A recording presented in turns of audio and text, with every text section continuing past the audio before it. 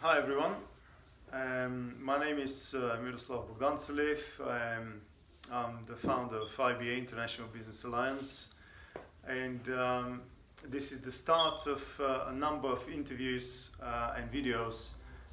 It's more like casual conversations actually, because that's how we wanted to present it, with successful people who have a lot of success story and inspirational stories to share, and we hope that this is going to motivate and inspire people to achieve things in their lives, their businesses that these people have achieved. And I have the pleasure, and I'm extremely happy to present to good friends of mine, exceptional business entrepreneurs who developed a very successful business.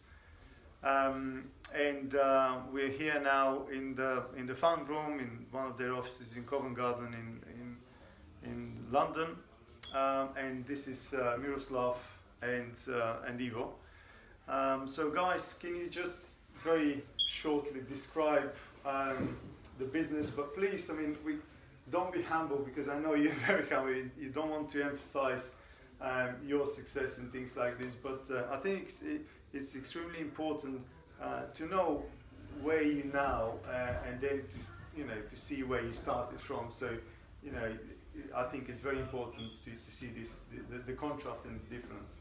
Currently, we have one of the biggest startup and fast-growing companies for hospitality management, specializing in short lets or service apartments. We have under management 140 plus apartments in central London, and we have 30 full-time, and in total 40 plus people in the company. Yeah, in two countries, by the way. In two countries, yes. We have a support office in Bulgaria. The main office is located here in London, and the business itself is located in London. So this is the full service of managing apartments and giving hands-off service for landlords. And I know that you successfully completed now another stage of the company, and you secured investments, and you're going on to the next levels. And I know that you're very, very fastly, very successfully growing the company. So we had a conversation about some of the plans that you have at the moment, which are incredible. So it's really important and inspirational for me, because I know your story and where you started from, and also it feels connected to me because I know where I started from. And I'd like to for you to share this with us. How do you succeed? How did you achieve this success from zero? Or I mean, you probably were below the bottom, below the zero when you started. Can you just describe with a few words where you started from? Describe the level where you started from. Initially, when we came to UK, actually, we were thinking that we're going to get, jobs right away and start working as security officers. However, the harsh reality was different, and 2 weeks down the line, we were sleeping in our car. And yeah, it wasn't a very pleasant experience, because we were in Scotland, and it was in the winter time, and the car didn't have heating system. Couldn't be worse than that. But yeah, it's interesting. But that was where we really hit rock bottom, and you asked that question in the past as well. How did you manage to go around that, and how we're able to get to where we are at the moment? And I think that the answer is pretty simple. Once you understand and you don't have option to give up, and it's about calling you resourcefulness. So that can be anything from the way that you communicate with people and yourself. Looking at our story, and we were our best assets. And the resourcefulness was really the key for us to get out of the situation. To start working afterwards, and then start building our entrepreneurial arsenal, if I can call that. So how long did it take from this stage where you didn't have anywhere to live, and you didn't have pretty much a penny in the pocket to where you now. What was that period of time?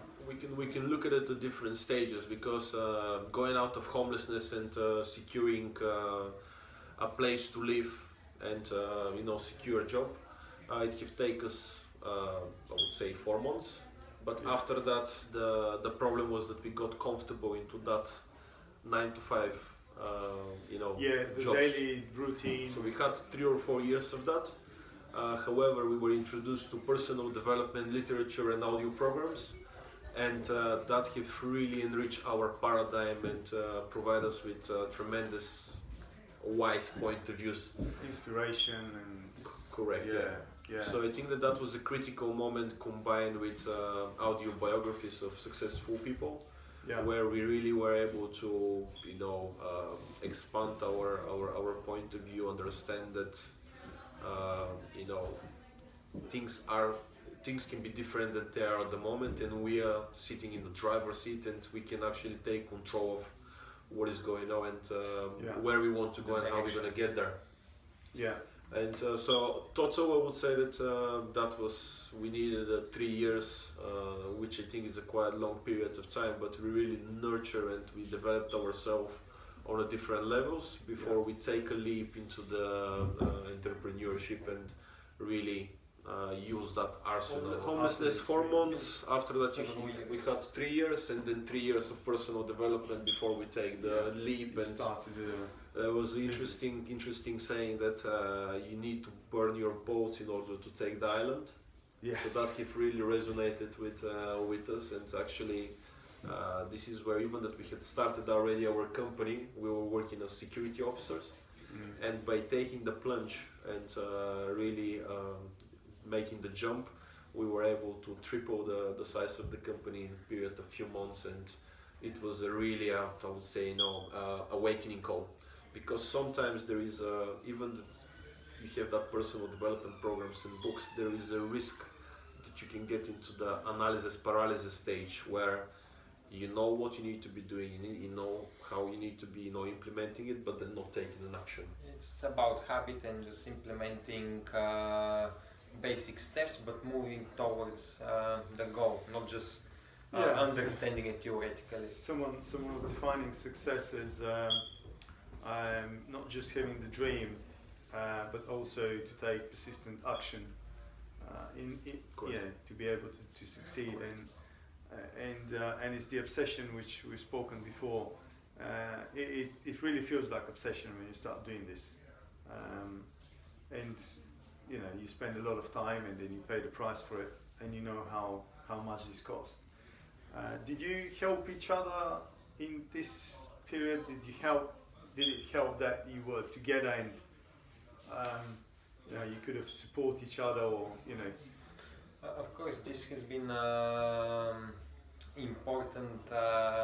important phase, especially starting the business that we are at the moment, because supporting, helping each other to create the habits that we want to empower and to push forward. No, it's definitely helping, even if it's not a business partner. Definitely willpower won't be enough to satisfy the desire and the want of having, I want to implement this, but you need X amount of willpower, and it takes X amount of time, let's say something like 21 days to create a habit. So all of that taken into consideration, you need an extra boost. And now if you are collective, more than one person, more than 2 people, three persons, 4 persons, now it's stronger and stronger. Being exactly on the same brainwave length with Miro have really, I think that have really helped us grow, develop, and have that perfect alignment where we can trust each other with taking certain decisions without even participating. I think this is a key point where I truly believe that have helped us to exceed on the top of everything else that we have in place and we have went through. And what is the price for this? What is the difficult time, the difficulties? What do you have to pay for that? You have family, you have personal life, friends, you have also your obsession, your growing. I can start to give you my point of view, and won't say that this is the correct way and how people should be doing things, but we are a little bit extreme, and I have a family. I have a daughter that just turned 1, and I think I have mentioned to you already that she had a birthday party Yesterday. day before yesterday, and it was actually the first night after the party where we laid down with my wife, and actually I have read a story to my daughter, and have put her asleep, which was like fascinating experience when you look at it from that perspective.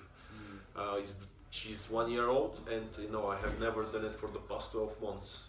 Yes, I have spent an hour in the morning or hour and a half in the morning to spend time with her, but just having that, putting her to sleep, it was like a awakening call, and you really feel that you are sacrificing things, and but I truly believe that if we're able to do that for a certain amount of time, if that's going to be a year, 2 years, 3 years, what we are creating and where we are going, that will allow us a lot more abundance and ability to spend much more time with family and friends, or do whatever you want to do on a later stage. Of course, this is going out of the normal standards of understanding. However, I would add it's very important, regardless of what we are doing, is to be present. And by being present, meaning not to be just overwhelmed by future expectations, but at the same time understanding and making small steps and not postponing them, and not to live in the future. So this is very important. For me personally, has been pretty much similar as Ivo, spending first couple of years with very limited amount of day offs, just couple of days, etc. However, the drive behind it is the trust of knowledge. I completely understand that, and what you also said, that the journey is actually not big jumps, it's small steps. Every step counts, and normally you don't see every turn, but you see the direction, so you kind of intuitively go in this direction. But I agree with you, it's about having a little bit of a balance as well, because sometimes we get a little bit, me too, I get a little bit too obsessed with it, and then that gets in the way with my personal life and the family, and so lately I decided my solution for this is to actually sacrifice my sleep time to be able to be more with my family, and then to still do what I'm doing. So I sleep less, and then have time for these things. It's an interesting way to look at it. And well, interestingly, physically, it's okay with me because you adjust. You can adjust to everything. Well, maybe some people are more adjustable than others, but it works for me.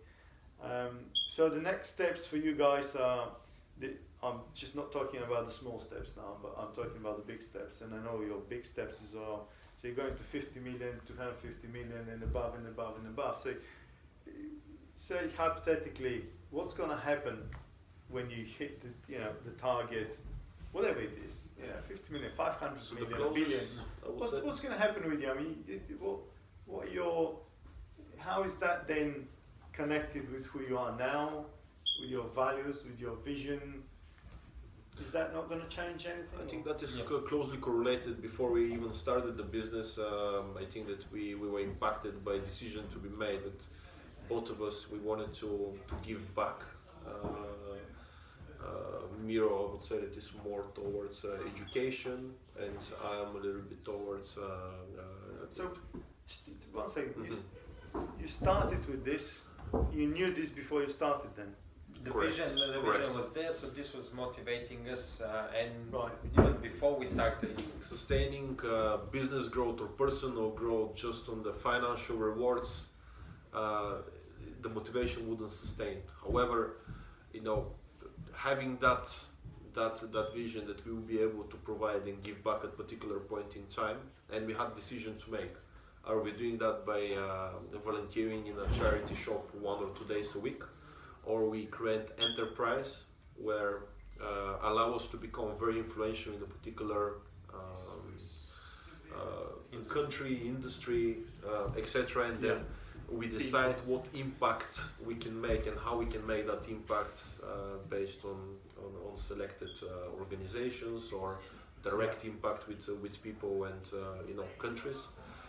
So I think that we chose the latter, and we are truly believing that this is the case because there is something that have impacted me back in the days.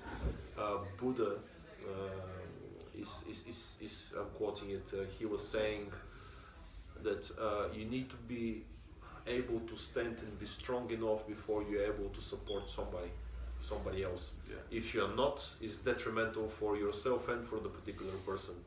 So we have applied that kind of thinking and mindset behind, and we are on the mission, and this is a very small step towards the overall vision that we have built as a company, as individuals, and it's quite exciting to see actually that we've been able to exceed every milestone and goal that we have been setting up. I think pivoting and being able to allow for flexibility and adjustment based on the feedback that you have taken along the way is very important as well. However, the vision is there, the end vision, the end goal is there as well, and now it's all about execution, and it's exciting to see that comes into reality. I'd like to say, because obviously we are Bulgarian, we're from Bulgaria, and we'd like to motivate people there and to help people in our own country. Do you have any particular advice for people that are in Bulgaria, not abroad like we are? Yes, so we have spoken previously again about that. Doesn't matter the location, doesn't matter the resources that you have. It all matters is the resourcefulness of the person. What does it mean, resourcefulness? It's on psychological level, having the mindset, the focus to be driven. This is the fundamental skills, abilities that we have applied and we have improved over time that helped us to get where we want to be. And they're constantly developing. You'll never, that's it, and I have everything. It's constantly developing until we are alive. So you can, depending how much you strive towards progress, personal development, but I would definitely give a perspective over here that this has been the resourcefulness, the critical factor for us, and where we are at the moment, and continuing being on the drive and on the path where we want to be. So it doesn't matter if they're there or somewhere else, which I share this with you actually. And Ivo, do you think that a person, say in Bulgaria, could be successful if they don't provide value to other people, and if they don't apply their personal values in life into whatever they do in the future? I think everything is possible, and not only in Bulgaria but in other places. And the two ways to look at things, people can achieve wealth or create businesses by doing things in an unethical way. Now, I truly believe that this is a short-term gratification which doesn't help you to fulfill you on a spiritual inside. Level. Spiritual maybe is a little bit too philosophical, I would say, but I truly believe that regardless of where you are, if you have the right mindset, if you have the right focus and beliefs about things, by looking how to provide value to other people and identifying from the economics perspective problem that needs to be addressed in the particular market or outside of that particular market, everything is possible. It's about having the right mindset, the focus, as Miro said. I would say that they need to, and not say, but people need to expand their point of view by opening to a particular industry specialists or successful entrepreneurs, in order to see how they can resonate and implement things from other successful people's lives into theirs, and see correlation there. They can leverage on that.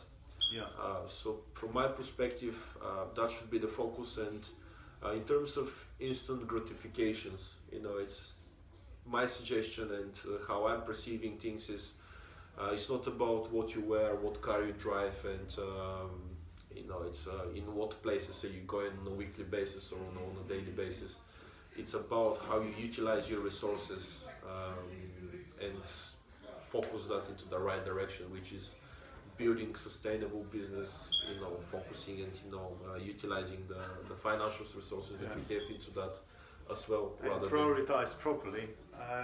Correct. Not to sort of prioritize things that would be like flashy offices, flashy cars, all that sort of things, because we could have been filming now in the Shard or in Mayfair or Knightsbridge, whatever. We're not doing that. Yeah. I mean, we're in the fun room in the basement.